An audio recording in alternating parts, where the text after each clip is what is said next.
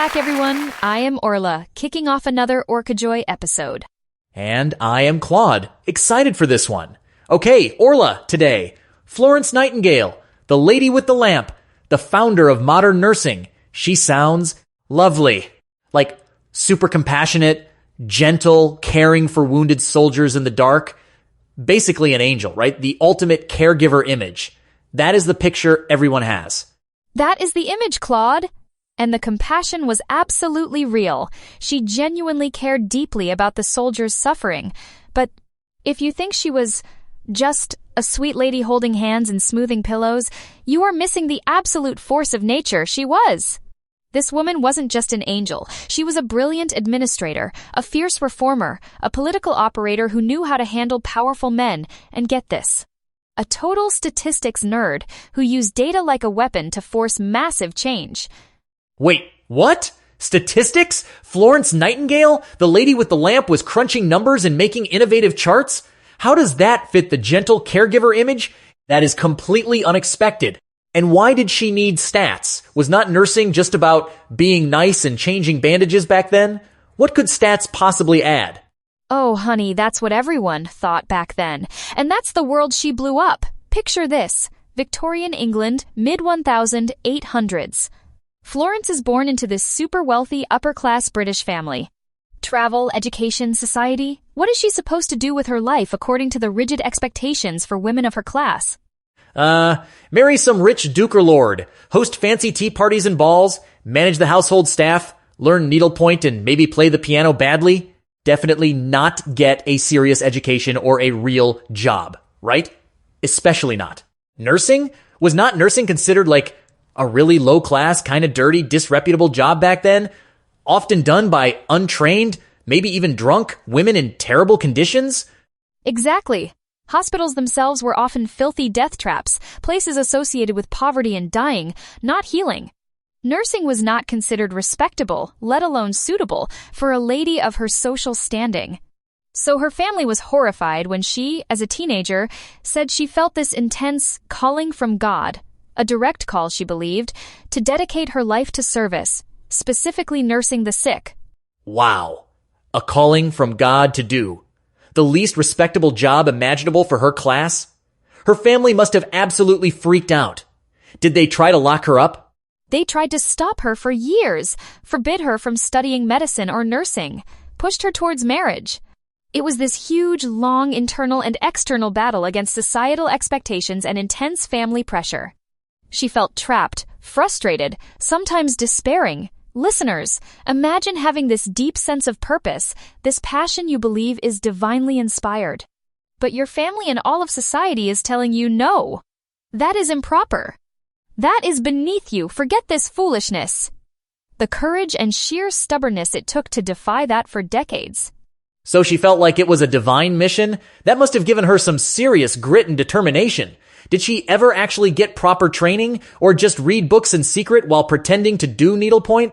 She fought for years, secretly studied medical reports, government public health documents, hospital designs, statistics. Visited hospitals whenever she could, often horrified by what she saw. Finally managed some brief, formal training at a pioneering deaconess institution in Kaiserswerth, Germany, in her early 30s against her family's wishes. Then, bam! The Crimean War breaks out in the year 1853, Britain fighting Russia. And news starts trickling back to London, especially via reports from The Times, war correspondent William Howard Russell. The conditions for the wounded British soldiers are horrific, appalling, a national disgrace. Like, bad? How bad are we talking?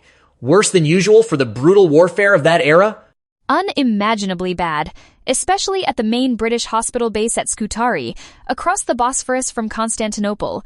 Russell's reports described it as hell on earth. Filthy, overcrowded wards, soldiers lying in their own excrement on bare floors, often still in their bloody uniforms, lack of basic supplies like bandages, soap, clean water, decent food, rampant infections, rats everywhere. Soldiers were dying like flies, mostly from disease, cholera, typhus, dysentery, hospital gangrene, not their actual battle wounds. The death rate was astronomical. Oh man, that is horrifying. Dying from filth and neglect after surviving a battle. That is just criminal negligence. It was a massive national scandal. The public was outraged. How could Britain, the most powerful empire in the world, treat its heroic soldiers this way? The government, especially the War Office, looked incompetent and callous, and was under huge pressure to do something. So the government had to act, and they thought, hey, remember that posh lady who's weirdly obsessed with nursing and hospital reports? Let's send her. Seriously? Was it that simple? Did they think she'd just tidy up a bit? Pretty much. Her friend Sidney Herbert was now the Secretary at War. He knew her reputation for competence. He asks her to lead an official party of nurses. 38 carefully selected women to Scutari. Totally unprecedented. A woman put in charge of nurses, going into a military war zone hospital. What does she find when she gets there in late 1854? Pure hell. Chaos, filth, overwhelming numbers of sick and wounded soldiers arriving daily, crippling lack of basic supplies, tangled army bureaucracy resistant to change, and military doctors who deeply resented her and her female nurses being there, interfering in their domain. They basically ignored her at first. Oh my God! What do you even do?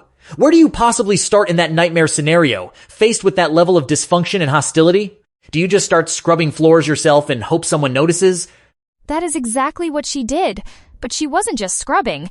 She immediately saw the, system was broken. Her first attack wasn't just on the dirt, but on the lack of basic sanitation, organization, and supplies.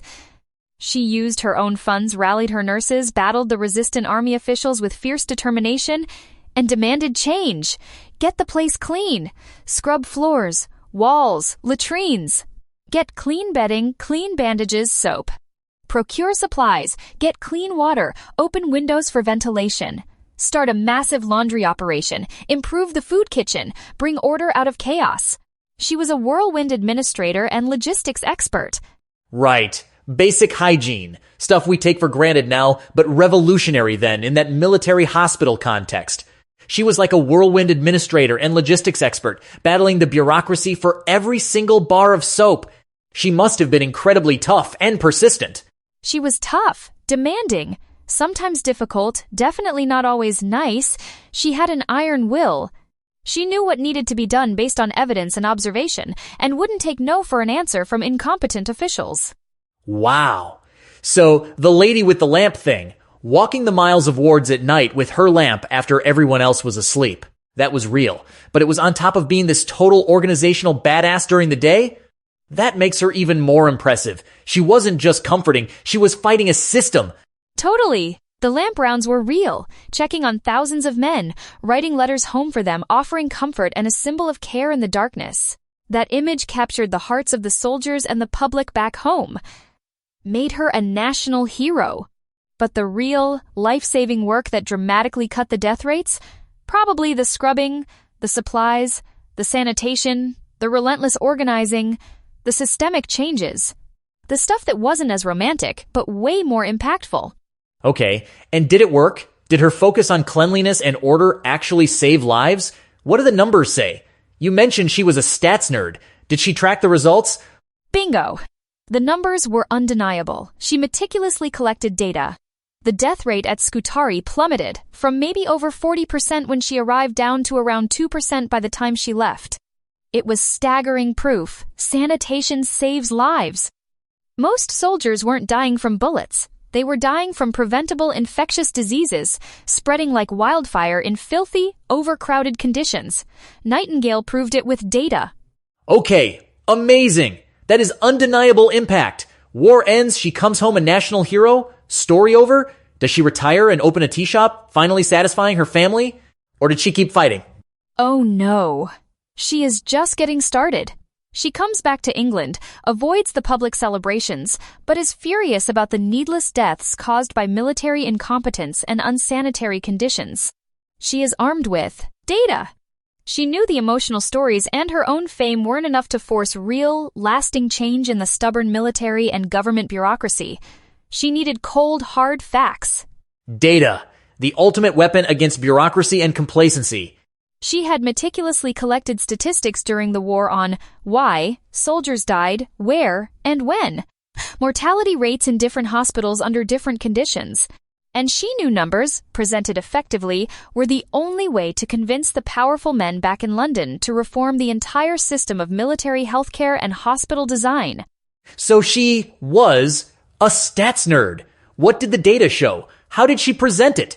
Not just boring tables of numbers, right? You need to make it compelling.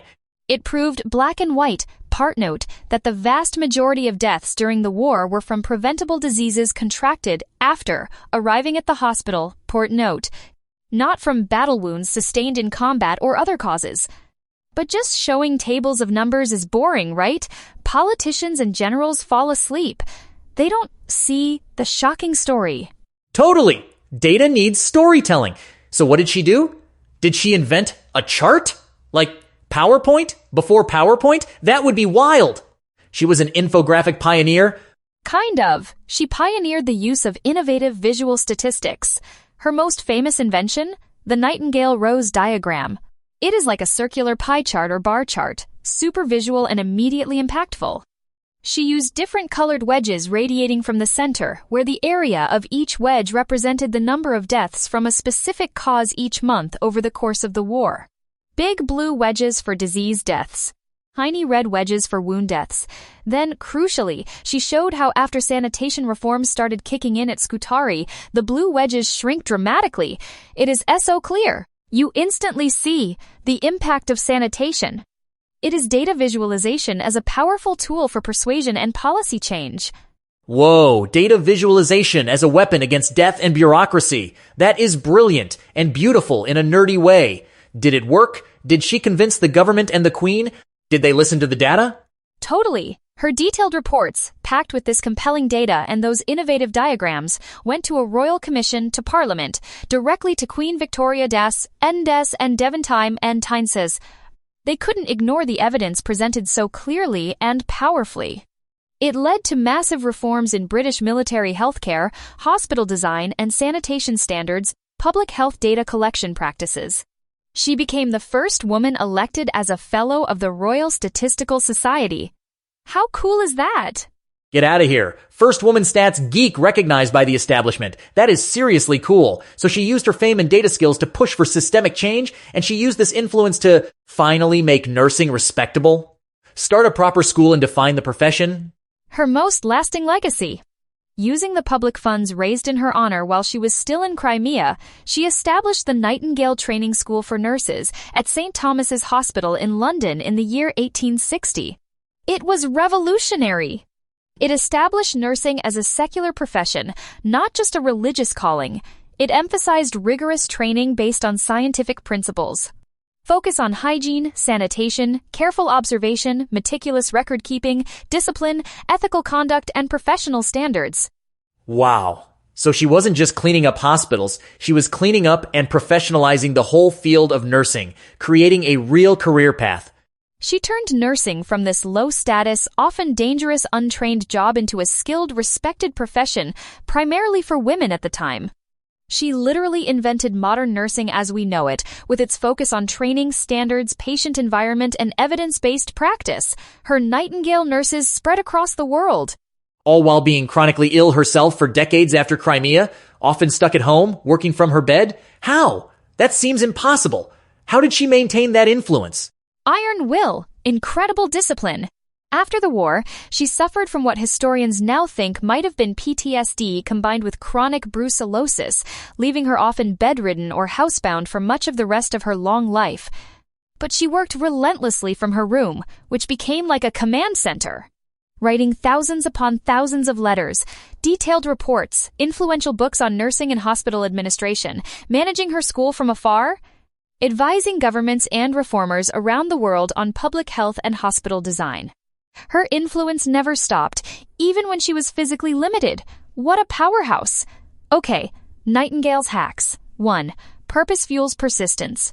Find your deep mission, your calling. Let that core purpose drive you through obstacles, family disapproval, societal barriers. Do not give up on what you know you need to do, even if it takes decades. Find your why and hold on to it. 2. Data is your lamp. www. Use facts, stats, and evidence to expose problems and persuade powerful people. Visualize data effectively to make your case undeniable and compelling. Do not just argue based on emotion. Demonstrate with evidence. Persuade with data. 3. Clean your hospital. Fix the environment, not just the individual symptoms. Look for root causes in the system, sanitation, organization, training, bureaucracy. Systemic change has lasting impact beyond individual acts of care. Think big picture. Fix the system. 4. Professionalize your passion. Elevate your field. Turn your passion or calling into a respected profession through rigorous training, clear standards, ethical codes, and demonstrating competence. Build legitimacy and lasting impact by raising the bar for everyone. Raise the bar. Florence Nightingale. Wow! So much more than just the lady with the lamp. A true revolutionary force. Right? Compassion and data, gentleness and fierce determination. She used her privilege, her intellect, her powerful sense of calling, and even statistics to fundamentally change healthcare, nursing, and public health forever. What a force! She really shows how one person, driven by purpose and armed with evidence, can take on entrenched systems and make a massive, lasting difference, even from her sickbed. Her influence is literally everywhere in modern healthcare. What data could illuminate problems in your world? What system needs cleaning up? What is your calling, and how can you pursue it with rigor and passion, even against the odds? Thanks for shining a light on Florence Nightingale with us on Orcajoy. Yeah, hope it was. Enlightening. Subscribe, follow, tell your nurse friends. Until next time, keep observing, keep reforming, and maybe wash your hands. Seriously. Stay safe. I can't even. Florence Nightingale using stats like a weapon? Just imagine her arguing online. Your opinion is statistically insignificant. Ratio GIO1 blocked. Armed with pie charts and pure logic. Terrifying. The ultimate data-driven takedown. Catch you later, unless we are playing hide and smite. I am out. May your arguments be statistically sound.